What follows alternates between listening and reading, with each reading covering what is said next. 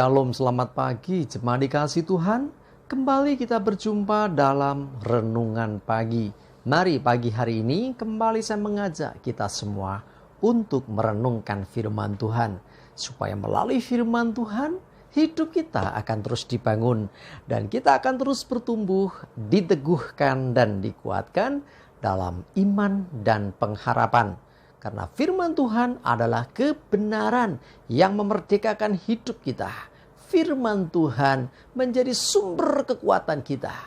Firman Tuhan pedoman bagi hidup kita. Dan bahkan firman Tuhan juga yang akan terus menuntun dan menerangi langkah hidup kita.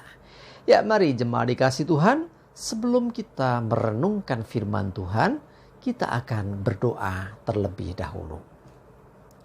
Bapa di surga, kembali Tuhan, pagi hari ini kami datang ke hadirat-Mu.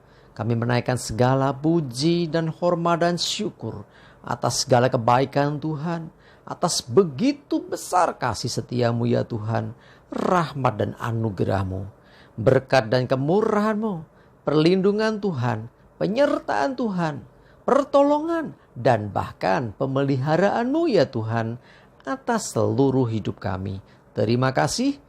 Dan pagi hari ini ya Tuhan, kembali kami mau merenungkan firman-Mu. Mari Tuhan singkapkan dan nyatakan kebenaran firman-Mu. Dan Roh Kudus urapilah kami semua ya Tuhan. Sehingga kami bisa menangkap pesan Tuhan dan juga mengerjakannya dalam hidup kami. Terima kasih. Di dalam nama Tuhan Yesus kami bersyukur dan berdoa. Amin. Mari jemaat dikasih Tuhan, kita buka Alkitab kita. Dan renungan pagi hari ini saya ambilkan dari Keluaran 20 ayat yang ketiga. Saya bacakan. Jangan ada padamu Allah lain di hadapanku. Jemaat dikasih Tuhan, ini salah satu hukum yang diberikan Tuhan ya kepada Musa pada waktu itu. Ya, ada 10 hukum Tuhan. Nah, salah satu poinnya, jangan ada padamu Allah lain di hadapanku. Mungkin kita berkata, aku tidak pernah menyembah Allah yang lain. Aku tidak ada Allah yang lain. Hanya Allah yang kami kenal, yang aku kenal, yaitu Tuhan Yesus Kristus. Ya, Tuhan yang kenal satu itu, nggak ada yang lain. Tetapi saudaraku dikasih Tuhan, perhatikan nih, Allah dalam pengertian ini bisa diartikan juga ilah. Apa itu ilah? Sesuatu yang dipuja, sesuatu yang dianggap berharga, sesuatu yang diistimewakan dalam hidupnya, bahkan dipuja. Wah, ini loh. Ya, posisinya seakan-akan seperti Tuhan. Nah, ini yang nggak boleh. Nah, ini bisa apa saja. Ya, sesuatu yang kita lakukan melebihi cara kita memperlakukan Tuhan. Itu bisa jadi ilah atau Allah yang lain. Misalnya nih, bisa juga ini barang berharga kita. HP kita mungkin. Ya, sepeda motor kita mungkin, mobil kita mungkin, apapun itu bisa. Bisa juga ini, anak-anak kita, hati-hati ya. Jangan jadikan mereka itu kayak ilah.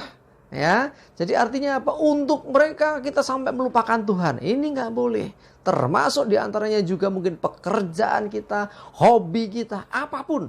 Yang intinya segala sesuatu yang kau perlakukan melebihi cara engkau menghormati Tuhan, melebihi engkau berbakti kepada Tuhan, itu bisa jadi ilah atau Allah yang lain. Coba perhatikan 1 Yohanes 5 ayat yang ke-21. Saya bacakan. Anak-anakku, waspadalah terhadap segala berhala. Nah, ini sesuatu yang diutamakan melebihi Tuhan itu bisa disebut Allah lain, atau dalam pengertian yang lain jadi berhala dalam hidup kita. Ya, sesuatu ini bisa apa saja, karena itu pastikan Tuhan yang pertama dan yang terutama. Ya, jangan sampai engkau mengasihi apapun yang dari dunia ini melebihi kasihmu kepada Tuhan. Jemaat dikasih Tuhan, mungkin di akhir zaman ini orang bahkan sudah tidak peduli dengan Tuhan. Ada begitu banyak orang yang tidak merasa perlu adanya Tuhan. Bahkan mereka nggak mau tahu tentang Tuhan. Di akhir zaman ini orang lebih mengagumi teknologi, orang lebih menggeluti ya IT atau mungkin dunia-dunia yang berbau digital, bahkan karena itu semua akhirnya Tuhan terabaikan. Ya, hobi-hobi yang sekarang, bahkan dunia maya yang semakin tidak terbatas ini, itu bisa saja akhirnya mengalihkan kita daripada Tuhan. Hati-hati, kalau itu sampai terjadi berarti kita punya Allah yang lain, berarti kita punya berhala yang lain. Ya, bisa itu sekali lagi gadget kita, atau mungkin kendaraan kita, atau bahkan hal-hal yang lainnya, termasuk ya keluarga kita sendiri. Jemaat dikasih Tuhan, mari ingatlah selalu bahwa Tuhan yang pertama dan terutama. Jangan ada yang menggantikan posisinya. Perhatikan, jangan ada padamu Allah yang lain di hadapanku. Jadi jangan sampai ya kita punya Allah yang lain, punya sesembahan yang lain, punya sesuatu yang kita hormati dan kita hargai melebihi Tuhan. Ya mungkin kita masih ke gereja, kita masih beribadah. Tetapi kalau kita, sikap hati kita kepada Tuhan sudah mulai dingin. Kita di gereja, sekarang modelnya sudah bisa nggak usah bawa Alkitab, pakai HP, akhirnya pegang HP. Awalnya buka Alkitab, lama-lama melenceng, buka sosial media, dan lain sebagainya. Itu namanya, saudaraku dikasih Tuhan, firman Tuhan tergeser dengan itu tadi gadgetmu. Jadi menyesatkan. Hati-hati, jangan sampai itu terjadi. Dan banyak hal yang lain yang kita lakukan, yang kita perbuat di dunia ini, kalau itu melebihi cara kita menghormati Tuhan, cara kita menyembah Tuhan, melebihi cara kita memperlakukan Tuhan bagi hidup kita, maka itu bisa jadi berhala, itu bisa jadi Allah atau ilah yang lain, dan itu berbahaya bagi hidup kita. Mari jemaat dikasih Tuhan, kita lihat diri kita masing-masing. Apakah dalam hidup kita yang paling berharga? Kalau ada sesuatu yang berharga melebihi Tuhan, hati-hati, itu bisa jadi berhala, itu bisa jadi Allah yang lain, dan Tuhan tidak berkenan akan hal itu. Ya, sekali lagi, termasuk berkat Tuhan, jangan jadi berhala. Berkat kita terima, kita nikmati, kita syukuri, tapi jangan sampai justru berkat menggeser posisi Tuhan dalam hati dan hidup kita. Amin. Kita berdoa.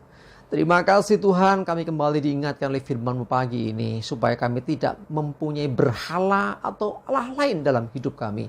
Sesuatu yang kami kasihi melebihi Engkau adalah berhala.